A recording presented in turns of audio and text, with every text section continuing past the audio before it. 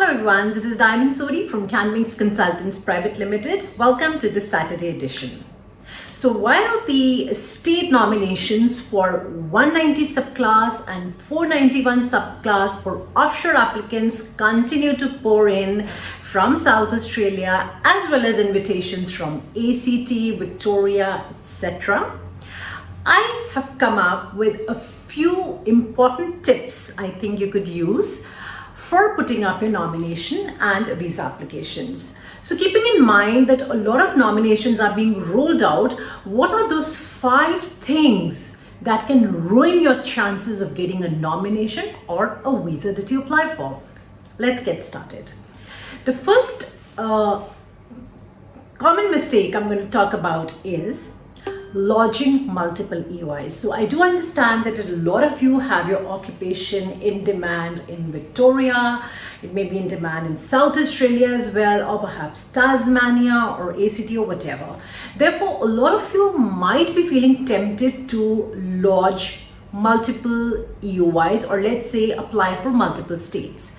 So one thing you really do not have to do is, when you lodge a single EOI, please do not go to the drop-down box and indicate 2 or 3 states within the same EOI.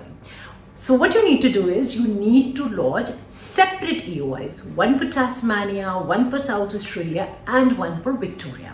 Now the big question here is, which I'm often asked, I'm answering through this video, is it okay for me to be lodging multiple EOIs? Now that's a great question.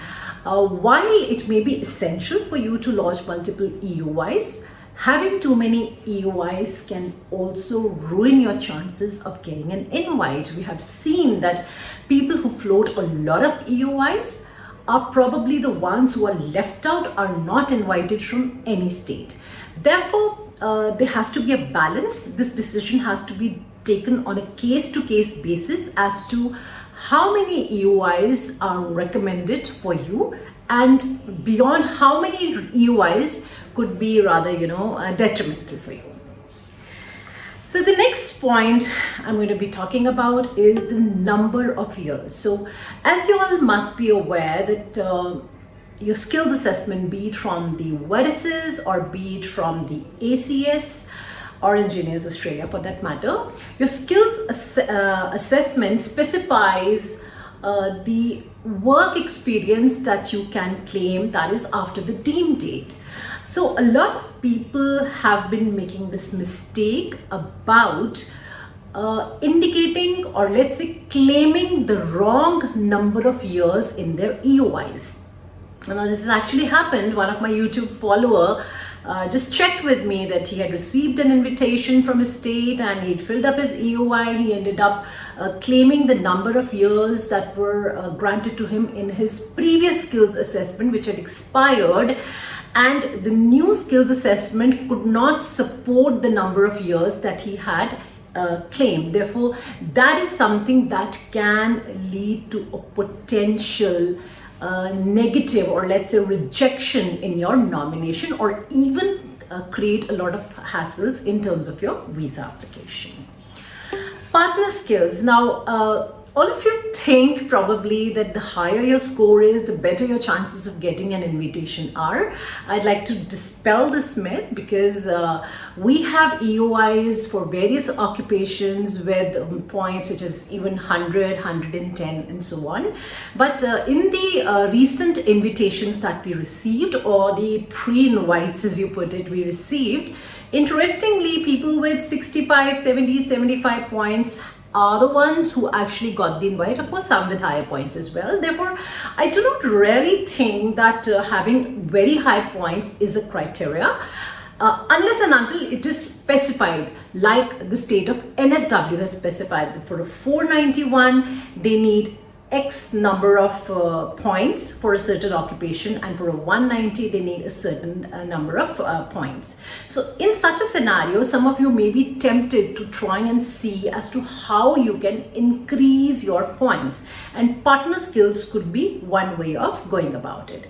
Now you have to always remember that to claim partner skills, it is important that your partner is below 45 years of age, your partner has also scored 6 bands in each section, and the partner also has a positive skills assessment. However, the 5 points that you can claim under the partner skills will be granted to you if and only if your partner's occupation is also listed on the same list such as yours. For example, if your occupation is listed on the MLTSSL and your partner's occupation is listed on the STSOL, so despite your partner having a positive skills assessment being below 45 and having 6 bands in each section, you will not be able to claim partner points. So this is something you need to be very careful about. Now again, an important thing you need to be aware of is that there has to be a complete synchronization between what you've claimed in your expression of interest and the documentation that you're providing to the DHA in support of your visa application, or even the states for that matter. In case there is any kind of discrepancy in what you've claimed in your EOI and what you are providing to the states or to the DHA, it'll automatically lead to a rejection. Lastly, the 5th point I'm going to talk about is going to scare you a little bit. The reason being that usually when applicants apply for a state nomination and before they invest such a huge amount in terms of their application fee with the DHA, once the application has been assessed by the states and been approved, you're at least sure that the points that you're claiming have been assessed and you are eligible. There's going to be no glitch as far as that is concerned, and you are safe as far as lodging your DHA application is concerned. Now, recently when I was lodging some applications for the state of Victoria for the applicants who had got their invitations, I was surprised to notice that after typing in the information related to the personal details of the applicant, it took me to the end of the application. So again, it rang a bell. I wrote to Victoria that there seems to be something amiss. You seem to have just skipped on to the employment and the English proficiency and the education section and moved me right to the end of the application. So the response I got from Victoria was that we will not be assessing the employment or the English proficiency or the education. That is something to be assessed by the DHA. Now, the reason why I say this is worrisome is because since the state of Victoria will only be just looking into your biographical details and is not assessing your education or employment or your English proficiency, so you don't have a check on whether the EOI points you have claimed stand the acid test of being the right point score that you're claiming or not. Therefore, it is only when you put up an application with the DHA would you know whether the points you've claimed have been justified by your supporting documentation or not. Therefore, when you're putting up your applications for Victoria, I would recommend to please use an experienced migration agent who can ensure that the points being claimed by you are justified by the supporting documentation, and it does not so happen that probably you've overclaimed and DHA ends up refusing your application because you have overclaimed in terms of your employment or in terms of your English proficiency, education, whatever. So that is it for now. Next time I'll be with you next Saturday. Until then, any questions, any assessments you want to run by, please feel free to call us on 78498 or send us an email on CaanWings@gmail.com. That is CAANWINGS@gmail.com. So until next time, goodbye and take care.